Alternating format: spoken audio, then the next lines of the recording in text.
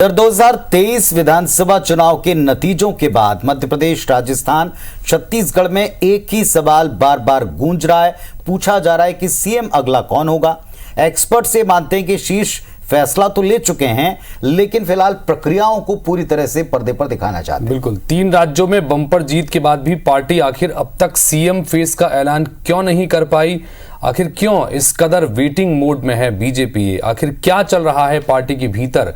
ये बताएगा आपका IBC 24 कि आखिर बम्पर सीट लाने के बाद भी बीजेपी को है किस बात की फिक्र।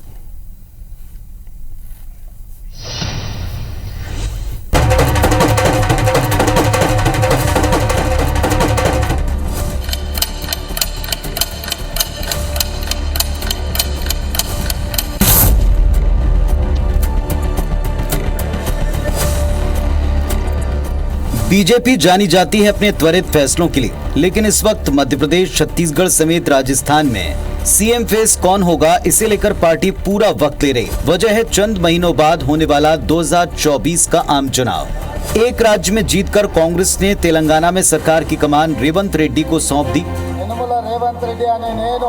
जबकि बीजेपी ने तीनों राज्यों में सीएम फेस चयन के लिए पर्यवेक्षक तय कर लिए। ये कुछ ही घंटों बाद प्रदेश में विधायक दल की बैठकें लेकर मुख्यमंत्री का नाम घोषित कर सकते हैं। सियासी पंडित मानते हैं कि बीजेपी का ध्यान फिलहाल सबको साथ लेकर चलने पर है, ताकि 2024 से पहले इन विनिंग स्टेट में नेताओं में आपसी संघर्ष से पार्टी को कोई नुकसान न पहुँचे। फिलहाल छत्तीसगढ़ में आदिवासी, महिला, OBC या सामान्य किस वर्ग से होगा मुख्यमंत्री, इसे लेकर तरह तरह के फॉर्मूलों पर चर्चा है। रेस में कई नाम बताए जाते हैं। इसी तरह मध्य प्रदेश में भी मुख्यमंत्री शिवराज सिंह चौहान के होते हुए कई केंद्रीय और सीनियर्स के विधानसभा चुनाव लड़ने और जीतने के बाद राज्य की कमान किसी नए चेहरे को सौंपी जाएगी या किसी मंझे हुए सीनियर को, इस पर अटकलें जारी हैं। जानकार मानते हैं कि बाहर गुणा गणित चाहे जितना लगाया जाए, भीतर एक ही फैक्टर है, सीएम वही बनेगा जो 2024 में राज्य की सभी सीटें बीजेपी की झोली में डाल पाएगा।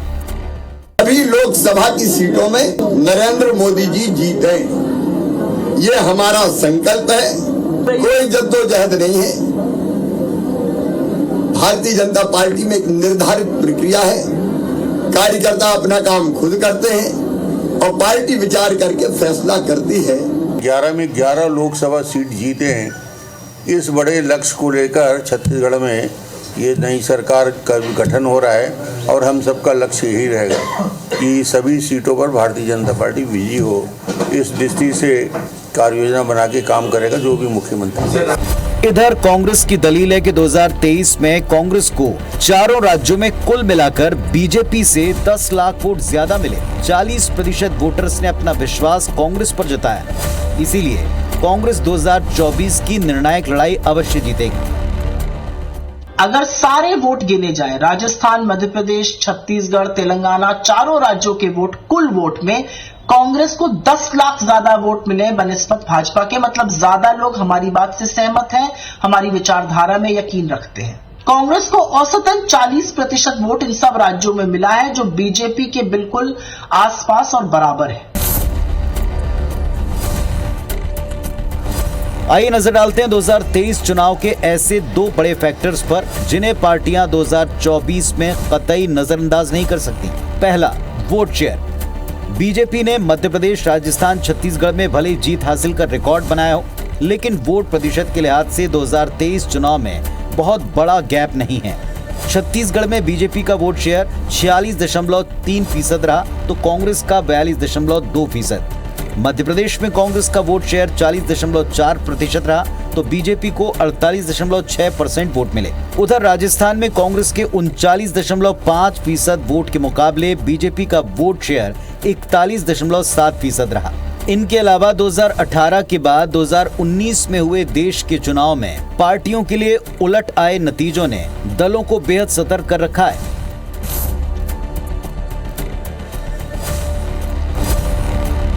2023 विधानसभा चुनाव में तीनों हिंदी भाषी राज्यों में बीजेपी की जीत का सबसे बड़ा फैक्टर रहा महिला वोटर्स। मध्य प्रदेश में लाडली बहना और छत्तीसगढ़ में महतारी वंदन योजना ने कांग्रेस के जमे जमाए इलेक्शन गेम को पलट दिया। नतीजों के बाद पीएम मोदी ने बीजेपी की जीत के लिए महिलाओं को श्रेय दिया है। जाहिर है अब नई सरकार गठित होते ही बीजेपी 24 के चुनाव में महिला वोटर्स को अपने साथ रखने के लिए न केवल अपने वायदों को जल्द से जल्द पूरा करेगी, बल्कि नए वादे करने से भी गुरेज न करेगी। मैं आज विशेष रूप से देश की नारी शक्ति का अभिनंदन करूंगा कि इन चुनावों में नारी शक्ति ये ठान कर निकली है कि भाजपा का परचम लहराएगी।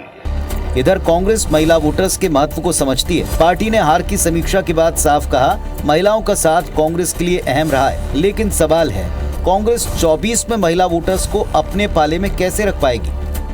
ये पहली बार हुआ है कि विपक्ष में इतनी महिलाओं को हम जिता कर लाए, क्योंकि अब विपक्ष में हो गए, इसलिए कह रहे हैं। 18 महिलाओं को टिकट दिया था सभी ने मिलकर, उनमें से 11 महिलाएं जीत कर आई। मध्य प्रदेश के मुख्यमंत्री शिवराज खुले मन से कह चुके हैं कि अब उनका लक्ष्य मध्य प्रदेश की 29 सीटें बीजेपी को जिताना है। तो इधर छत्तीसगढ़ में भी महिला आदिवासी सीएम फेस पर मोहर लगाए जाने की अटकलें, ताकि आदिवासियों और महिलाओं का साथ पार्टी को बना रहे।